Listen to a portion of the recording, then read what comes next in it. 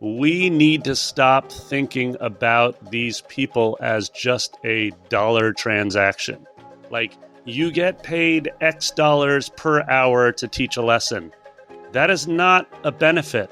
That is a transaction, right? That's not what we're doing here.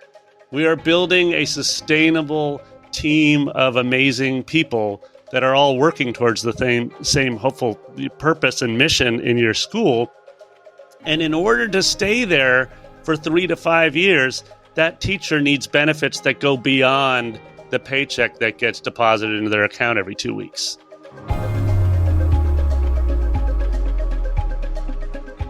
Nate, I don't know if you can relate to this, but as I look back at the progress and growth that I made in my various businesses over the years, I see this pattern. And it's that I got to a certain level of growth, and I was happy with that growth. I got to a certain level of success, and I felt like there was a wall in front of me that I couldn't get over to kind of go to the next level. And a lot of times they were these topics or areas of business where it felt really big and complex and confusing. Right. And it really just slowed me down.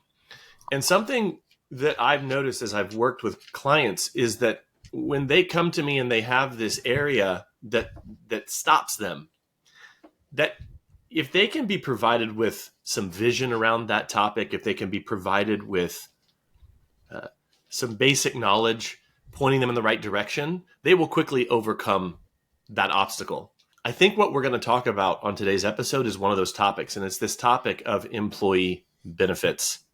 Because what most people do is they start with contractors because it's really, really easy. Hey, let me just pay a flat hourly rate to this person and let them worry about the rest of it. Right? Yep.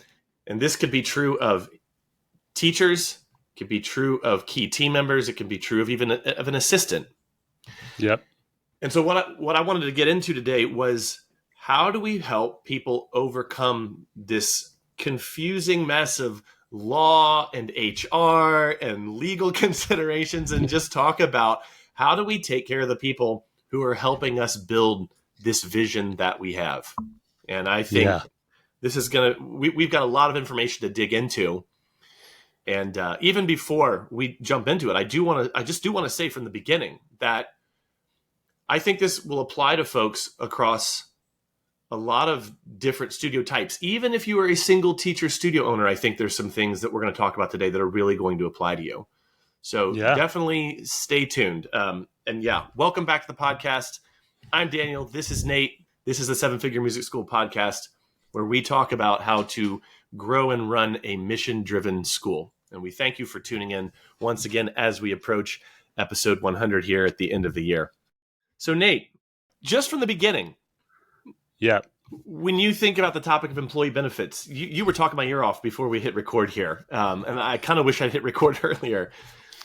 When this comes up for you, what are you thinking? Why are we even doing this episode?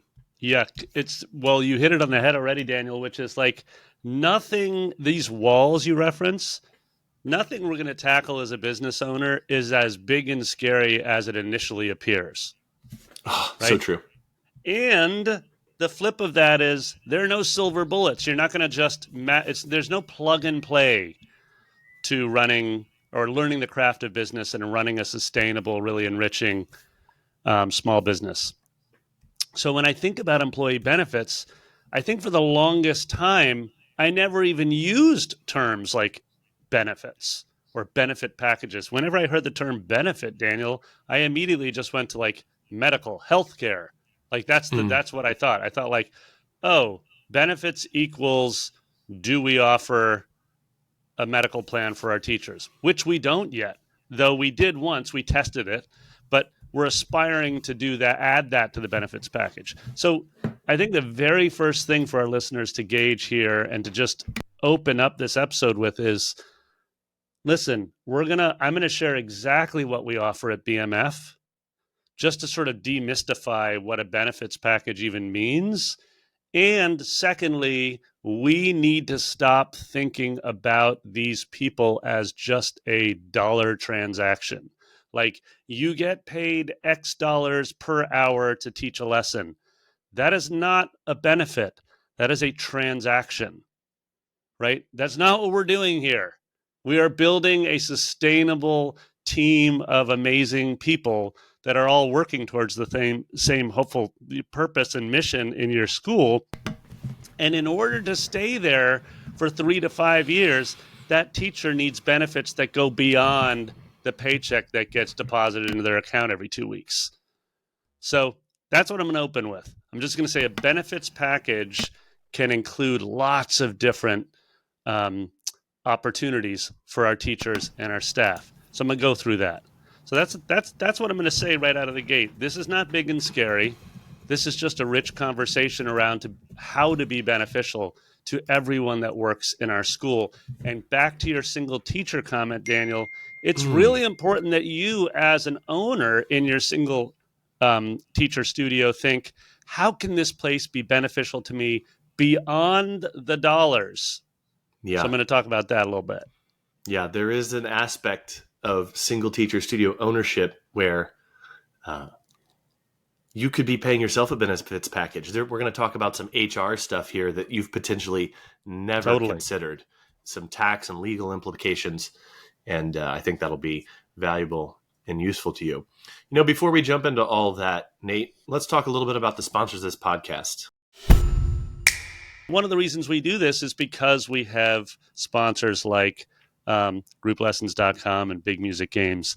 And I'm going to just quickly say, for all of our listeners that have been following us for almost 100 episodes, you know that Brooklyn Music Factory is based on a game-based, fluency-first approach. We now offer those games, Big Music Games, to schools all around the world. We have thousands of students playing them every single day. And you can get started right now by going to bigmusicgames.com.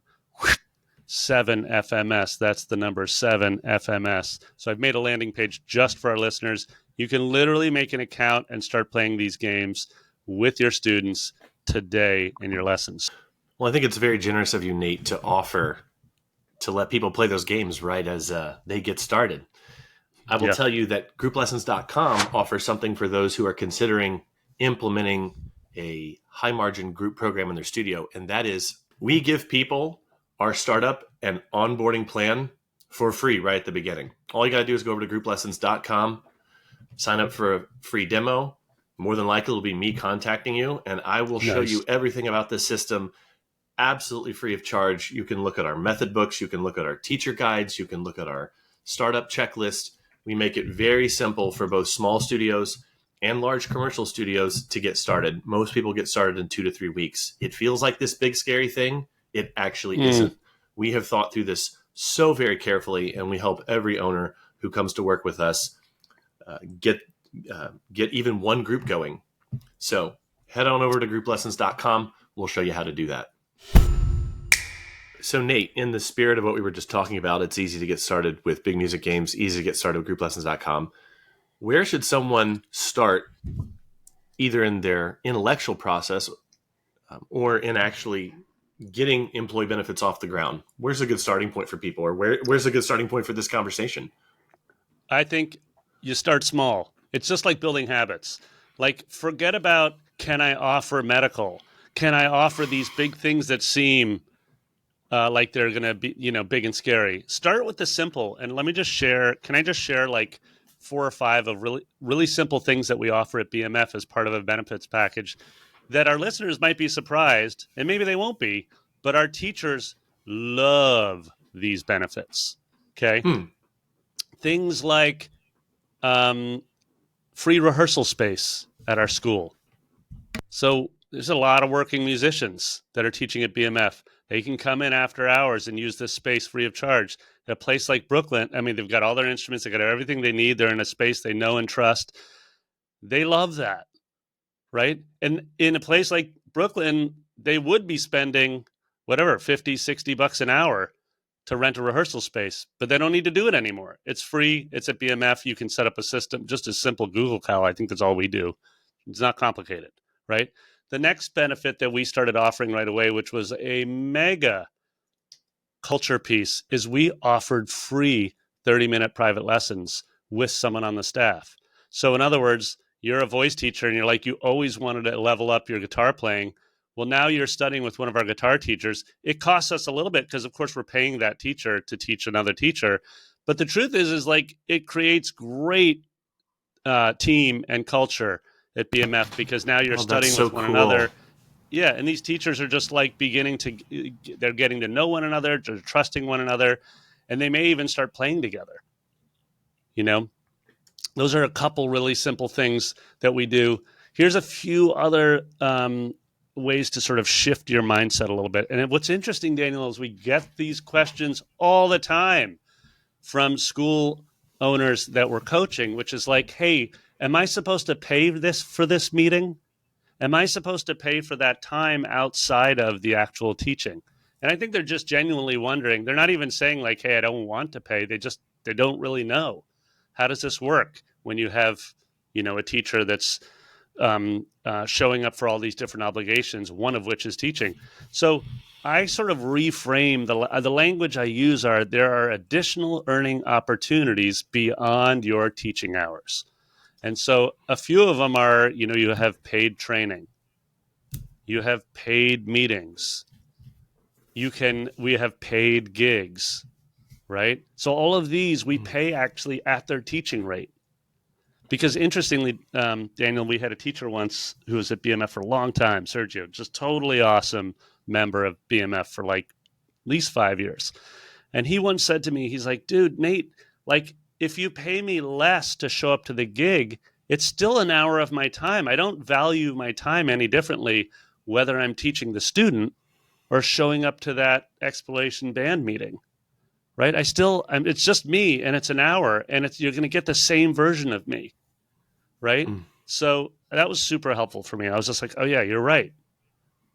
Value their time at a dollar amount that you can sustain, and then give them additional earning opportunities beyond the teaching hours. So now let me frame this in this episode topic, because this is I've just given you different ways to increase the benefits of being a teacher at your school, right? We're not saying, hey, you can earn more money here. We're saying the benefit of working here is there are all these different earning opportunities as well as ways to save money, right? So there's a benefits package, free rehearsal space, free private lessons with with teachers so that you can level up your skills, additional paid earning opportunities beyond the teaching hours. So why is it so important to use the term benefits package around those ideas, Daniel, is because if this teacher's coming from a freelance mindset of like, hey, I hustled a few piano students and now I get paid $60 an hour to teach these piano students, they're always just going to translate, am I getting paid $60 an hour to teach when they come apply at your school? Right? They're only going to think in those simple terms. A minute of teaching equals a minute of pay. And you, as the owner, you as the recruiter at BMF or your school, I as the recruiter at BMF have to actually change the language I use. Well, here are the benefits you have to working here. The entire benefits package includes all of these different earning opportunities, as well as ways to save money for you. Oh, by the way, you also get paid this to teach. Mm. Right? So that's how I'm going to open it up. Like, what are some simple ways that you can begin to talk differently and offer more value to people that choose to work at your school? Okay. What's at stake here?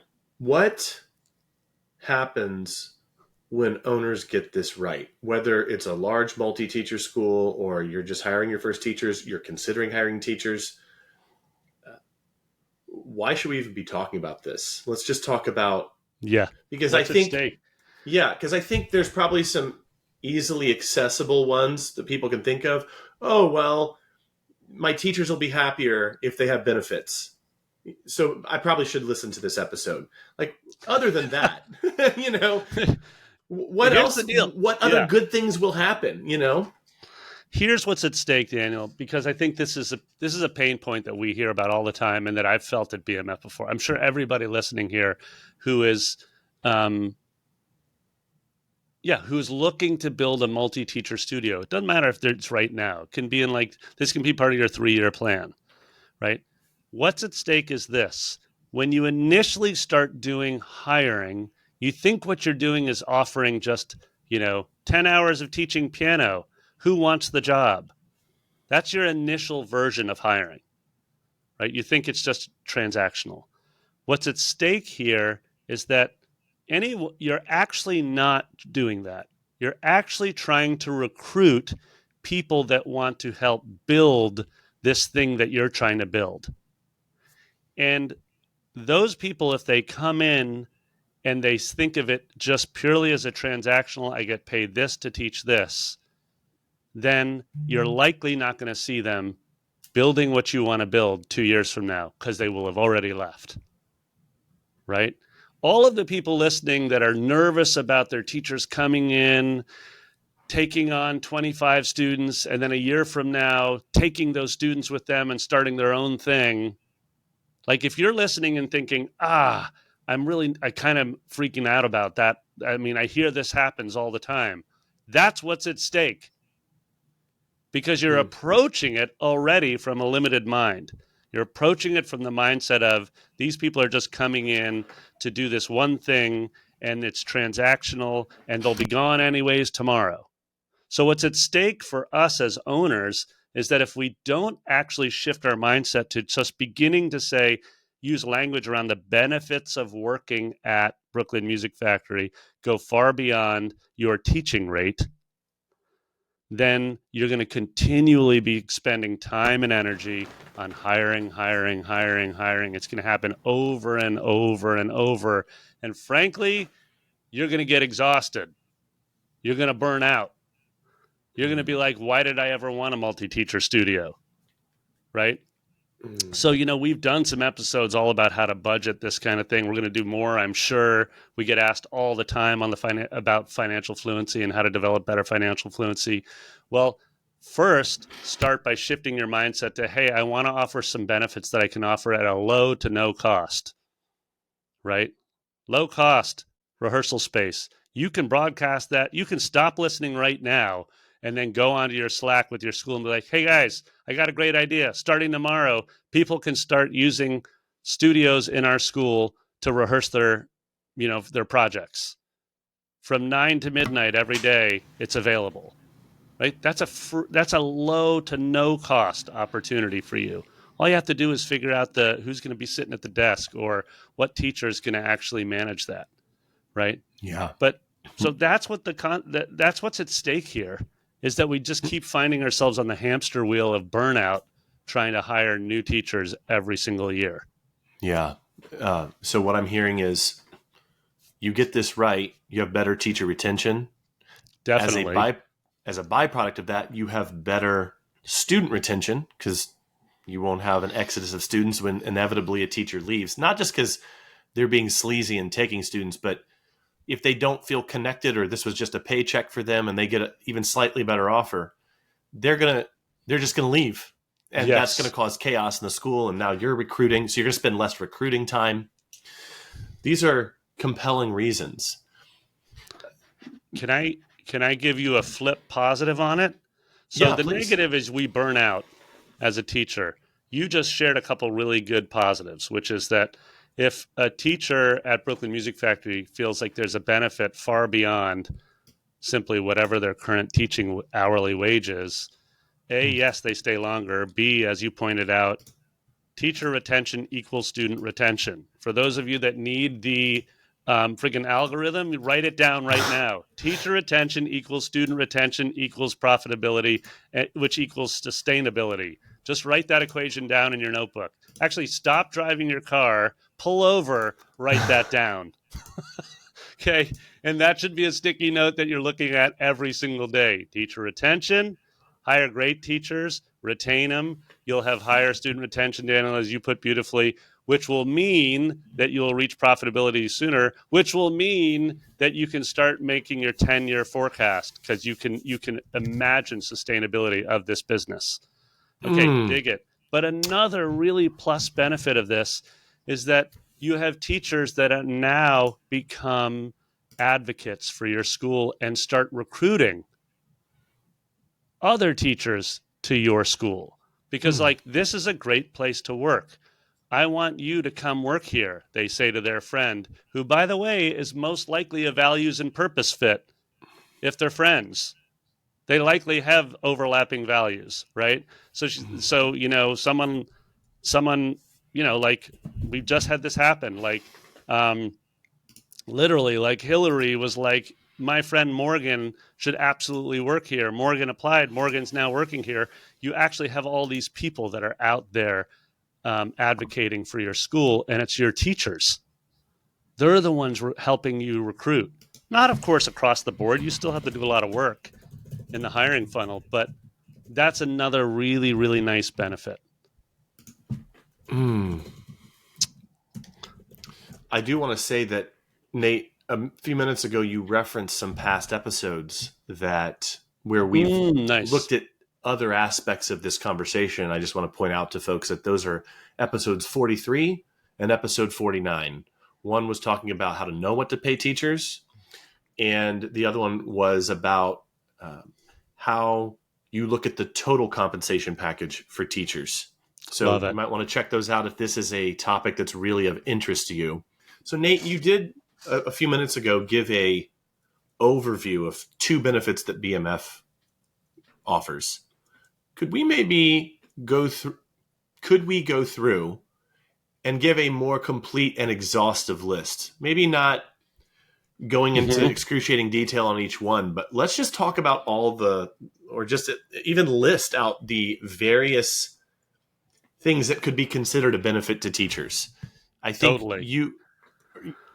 earlier you had mentioned that you offer rehearsal space, you offer lessons for teachers in the school. And I think people could hear that and think, okay, but let's maybe go a little bit more into the financial aspects or even the legal aspects. Like, what is that kind of exhaustive list? Yeah, I'm going to actually read the list. I made a list of everything we offer. So, number 1, paid time off. If you're a salaried employee or teacher at BMF, we offer things like, we have paid holidays, of which there are something like 17 a year here in New York. And then we offer an additional 5 days of paid time off to start. That's in year 1. And we just add a day every year after that. And obviously, if you've got maybe you have someone who's been there 5 years and they're like, okay, dude, I'm still only at 8 or 9 paid time off days. I'd like to get more. You can negotiate those things, but it's very simple. Paid time off. Second, we offer retirement savings with 3% matching. That doesn't cost us much at all. You'd be surprised. You think it's going to cost you a bunch, but the reality is 3% of your total cost of labor, you can do the math pretty easily. Like, how much are you spending every 2 weeks on cost of labor? What would 3% of that cost you? Next, again, we're a W-2 school, so you get the protections, paid sick leave, workers' comp, et cetera. You also get if you're a W-2 school, you're covering the Social Security tax for those teachers. That actually is like 13% for them. If they were freelance, they'd have to chop out a bunch of that right out of the gate, right? So you're saving them that money. Additional benefits. So they get the first choice. All of our employees get first choice of additional earning opportunities. They can sub for other teachers. They can work all of our camps, which pay well. They can pay up to $220 or $250 a day. Birthday parties. We do a ton of those. They pay really well. So you can come in on the weekend. We have a number of teachers that do additional admin support. That admin support, by the way, we don't pay at the teacher rate because it's a different role. We pay at a role that's appropriate for that. So it might be $20 an hour, it might be $25 an hour, something like that. Okay. Again, I made a list. We pay for missed lessons. So if a student cancels the lesson, they still get paid. That's a really big differential for them. They need to understand that. Paid training, paid meetings, paid gigs, right? What we've offered, we've also offered partnerships, like with the local climbing gym. We got a ton of rock climbers in Brooklyn. I don't even know how that's possible, but that's the deal. All these people, all these teachers at our school are climbers. So we partnered with the gym and got them a free membership at the gym, right? It's just cool. A local small business. They, of course, are psyched to be able to support a local music school. So, and then free lessons we talked about. Now, so those are the things that we're currently offering in our benefits package. Okay. So I that's love a that. list. Yes. I know you want to jump into what you're hoping to offer. Before we do that, I do want to just point out something. In marketing, there's the idea of marketing bullets, the idea of these short, pithy statements or clever statements that highlight the benefits of the product you're offering. In the case of recruiting and hiring, you are marketing a job to someone. Yes. Everything that Nate just said, in my mind, is a marketing bullet. Because if you're putting a job offer out there and it says, need piano teacher, great culture, $35 an hour, the end. Yeah. That feels really different than a much heftier job description that talks in detail about school culture, the mission, the vision, the values. And they're like, oh, wow, this place sounds cool. And then it goes into here's the total benefits package that you get when you become a teacher for XYZ music school. And the first thought was like, benefits package, what? Right. And then they're going through and they're reading this. Oh, wow, PTO, retirement, just right on down. Sick leave, workers' comp, additional earning opportunities, paid missed lessons, paid training, paid meetings, paid gigs. Oh my goodness. Sign me up, please. Like, this is so powerful. And the emotional impact on someone reading this versus just that kind of very scant mercenary job description that just focuses on that money piece only. This is a night and day difference in how someone's going to perceive that. And you lay the groundwork for them not just doing this reductionistic comparison of pay rates between you and other opportunities they have. That is just a super valuable point, because I feel like we've talked about this in a previous episode around hiring, but it was absolutely something that was shared with me by another school owner, which is what you said. You are not hiring, you're actually recruiting. And I just keep, Daniel, I'm a baller, as you know. I mean, I'm not playing a lot these days, but boy, do I love myself some hoops. And so I'm thinking about, as we're recording this, I'm thinking about the Damian Lillard trade that just happened to Milwaukee. And what I love is reading about all of the back channel recruitment and negotiation that goes on to try to move someone of that. Obviously, that's a extreme talent from one organization to the other. And then so I go back to things like college coaches, and one of the most valuable skills that they learn is actually how to make that home visit, how to just make a recruitment. So it's not you're just playing on this team. It's what's the full benefits of joining this organization to continue your career as a player. So anyways, if we got any sports fans, any ballers out there listening, like, just, it's really interesting to listen to the pundits, and also listen to the coaches, and also listen to the GMs. And when they're talking about talent moving from one organization team to another, reframe it for yourself and imagine recruiting a teacher to your school, like an A+ teacher to your school, and think, interesting. So Nate, you mentioned all the things that you are doing in terms of benefits for people who are working for you. What are you hoping to offer in the future? Yeah, great question. So we tested out offering a medical plan before. This was maybe in year 5 of BMF. And what happened, it was right around when the same time that the federal government launched, the ACA. Yeah, exactly. So every state was mandated to have healthcare and blah, blah, blah. The point is that once we crunched the numbers, we were like, well, we're not really even competing with the state plans, so it's not really worth doing. So at any rate, we're now revisiting it, right? Because it's a very different landscape now than it was, whatever that was, 7 years ago. So one thing we plan on offering is some version of a medical So some kind of medical. Now, it doesn't have to be the traditional plan. It can be an HSA, like a health savings account.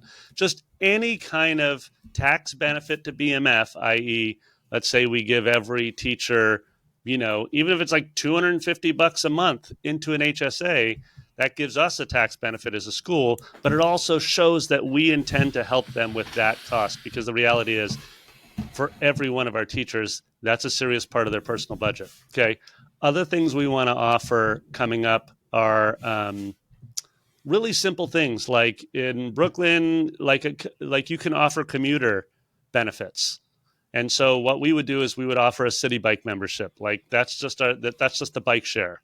And there's a stop right by our school, and most of the people live within like X number of miles and might bike to work. That kind of little thing helps. Another thing that we want to offer is for a lot of these teachers, they are just trying to figure out their personal finance. They're just developing fluency around personal finance. They're figuring out even what it means. For them, it's mostly been like, maybe they're like, I need to feed myself and pay rent.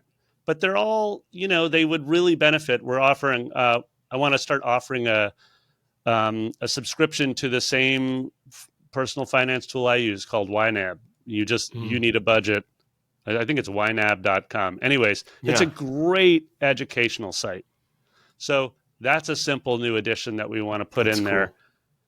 And so it's not a lot. It's not like my list is, miles long. It's like, okay, Let me give some sort of commuter benefit. Let me give some sort of help on healthcare.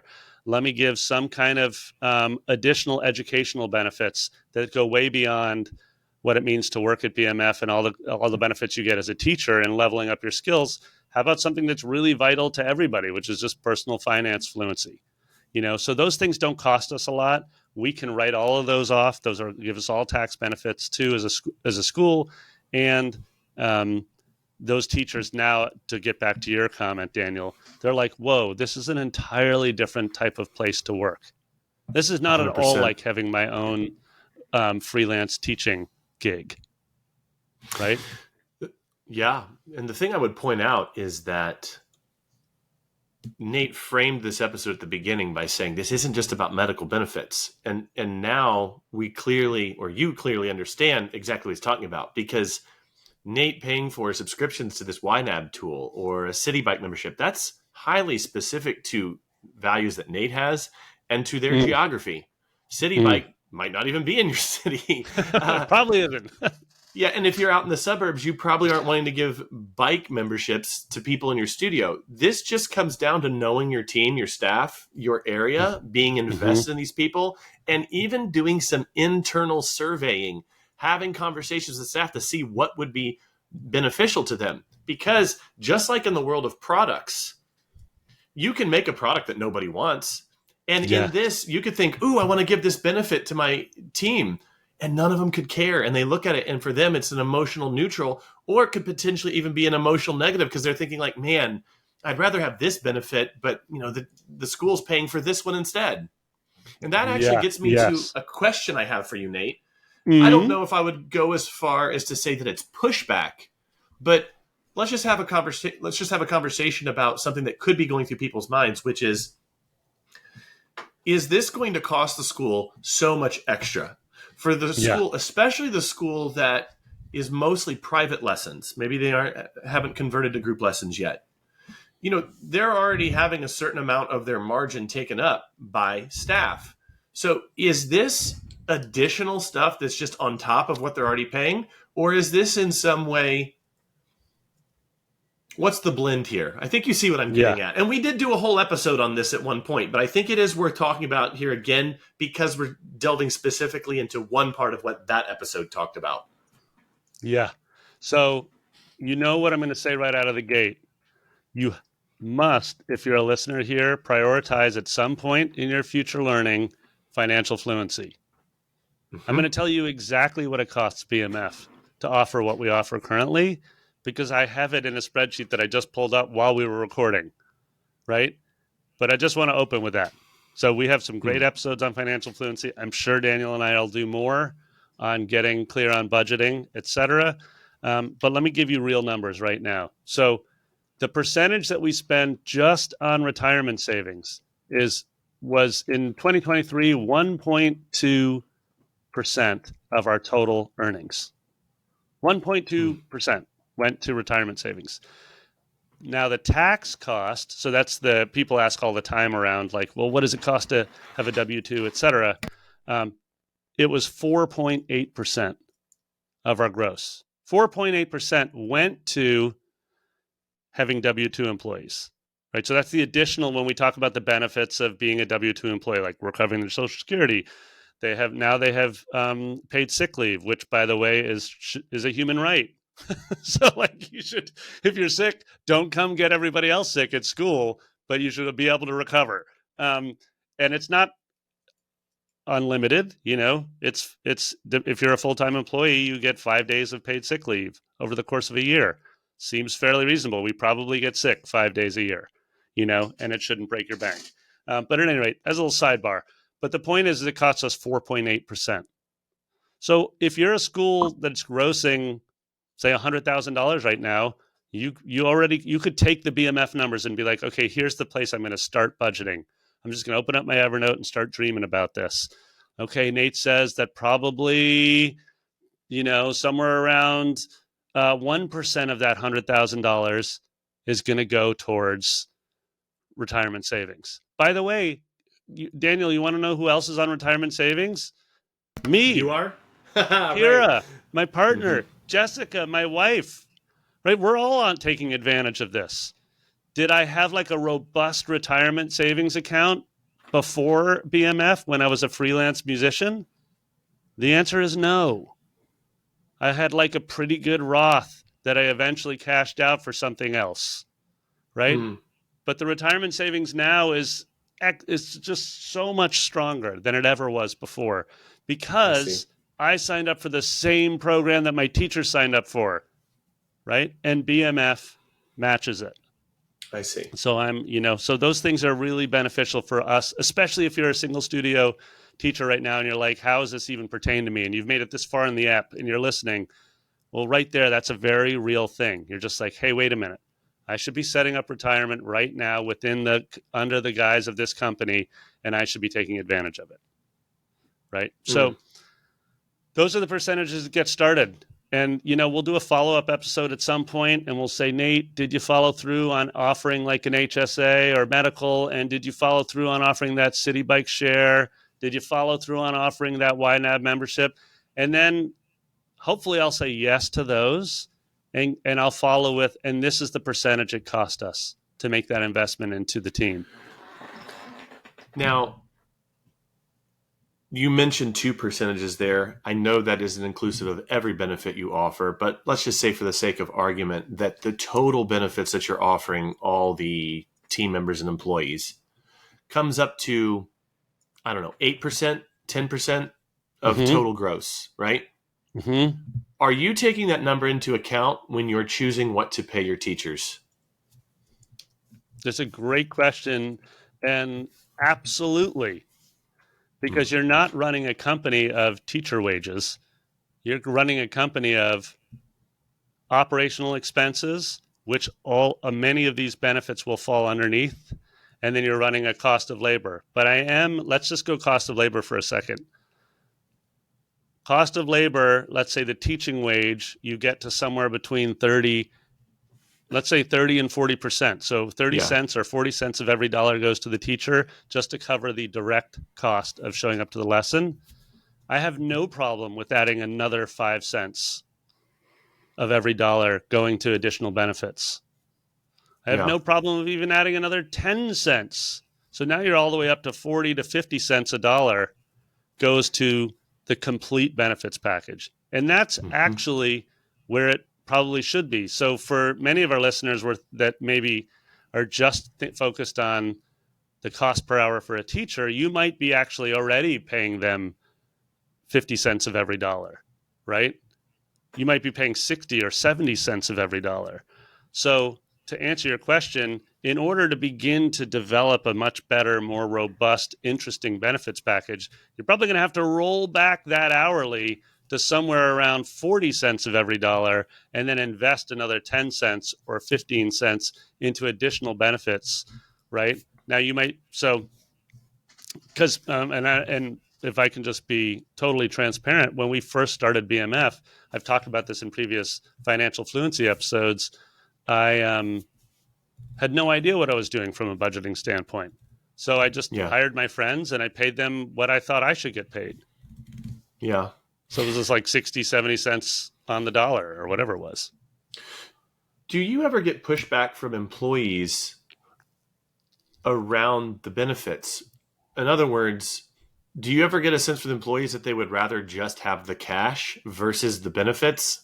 Because if you're paying a lower rate in hourly wage and they're getting these benefits on top of it, those might seem invisible to them, or they don't see the full value of those benefits. Have you ever received pushback like that? Or is there so much appreciation for those benefits that you haven't really heard something like that before? I think that's a great question. I'm not going to say I've gotten pushback. I'm also not going to say I've gotten a bunch of people saying, man, we're so grateful for all the benefits. It doesn't exactly work like that, right? That's not actually how building sort of a culture and a team works.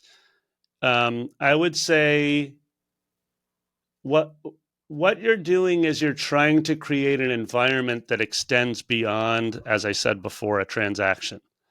And so what I have done in the past is realized, oh, yes, of course, cash is essential. So we've talked about this in previous episodes around things like the re-enrollment bonus, the end of year bonus. I've gotten smarter around realizing oh, it's December, our budget has looked really good. I'm going to do something as simple as just give everybody, on the team $100 Amazon gift card. And you'd be like, huh, are they really grateful for that? It turns out, yes. People are super grateful for any time you think about them and sharing some of the fruits of all of our labor, right? So it may not seem like a big gesture to some of our listeners, but it turns out that everybody benefits. Everybody is grateful, rather. So it's not exactly answering your question, Daniel, but I've gotten much wiser to the fact that if there's ever an opportunity to share additional cash beyond the contracted benefits, I try much harder to do that at regular intervals. So in the form of re-enrollment bonuses, in the form of end of year thank you gifts, in the form of things like that. So it's not exactly answering your question, but it's being aware that that's still an important piece, of course. 100%.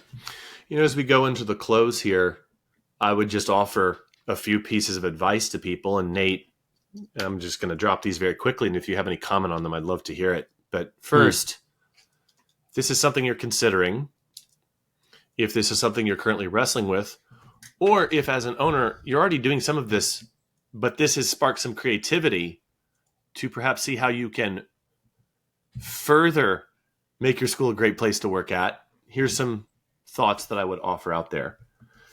To get something like this going in the school, first, you need to understand your numbers. And so there is this financial fluency piece that Nate has referenced throughout this episode. You need to have a cash flow statement. You need to understand where the money's going to right now.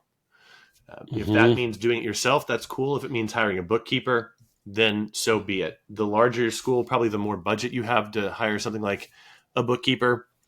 But if you have to get going yourself, I will tell you, it doesn't take that much to kind of get a handle on the financial piece of things. And just an afternoon studying, how do I build a P&L or how do I build a cash flow statement? You could be well on your way. That's the first thing. Second thing, look at the current compensation. As Nate said, what most people do and what most people focus on is, well, should it be 60-40 split or should it be 55-45 split or should it be 50-50? That is a great place to begin. And those numbers aren't without their merit. But what I would say is that to move from infancy to full adulthood and your financial fluency, you got to stop thinking that way And again, these steps are designed to get you out of that thinking. And that second step is kind of looking at current compensation and then looking at that in the light of what your overall numbers are in the school, which is why the first step was build that P&L that you look at monthly. Third is to do some research on what some of these things would cost you. As I was looking at Nate's notes for this episode, he knows how much it costs to offer that City Bike membership, right? He knows what some of these things cost. So it's going out there and getting that information, and then you're building an actual real financial model. There's some other things that you could do, such as outsourcing your HR. There are tools that will allow you to do that so you don't have to fully bear the burden of all this work.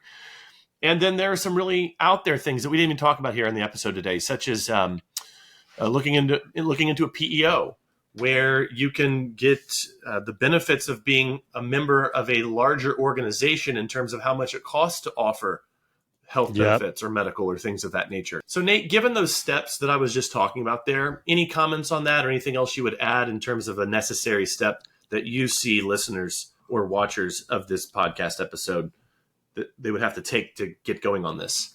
Yeah, 100%. Number one, start with easy. Ask yourself, what can I do right now that actually doesn't cost? It costs little to no extra money and differentiates my school from others. Things like free rehearsal space.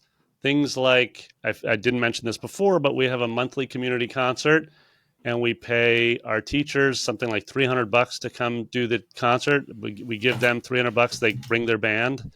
It's just a simple thing, and it's really beneficial, and it's not a lot of money. But figure out right now one way you can differentiate your school from other employers and implement it.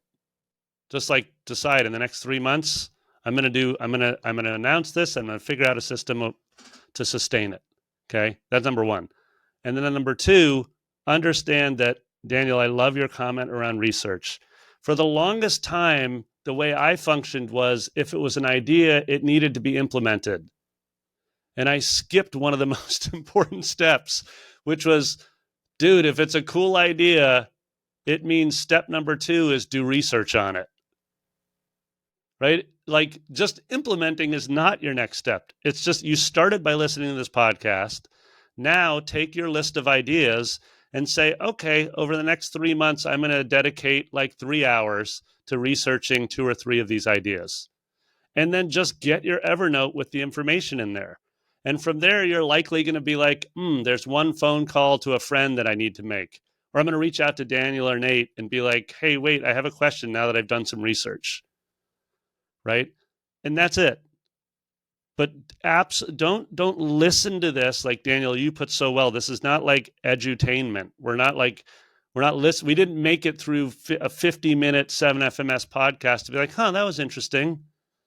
Decide on something that you're going to implement, and then decide on something that you're going to research. Let me give you one super easy research tool right now.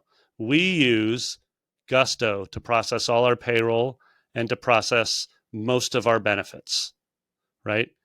Just go to the Gusto website and watch all of their free, sales marketing tutorials on this stuff. You will learn a ton. You don't have to sign up for it. Just be like, oh, that's fascinating. I didn't realize I could do that. I didn't realize there was a tool that would actually carry most of the admin load for me. Right? Now I can just figure out what it's going to actually cost. Because they'll, just like your group lessons site, Daniel, a place like Gusto will give you calculators and say, this is what it's going to cost roughly. So that's it. I'm closing with that. Take action on something that's easy and that's low cost or no cost right away. And then make your research list and begin to change the way you talk about the benefits of working at your school.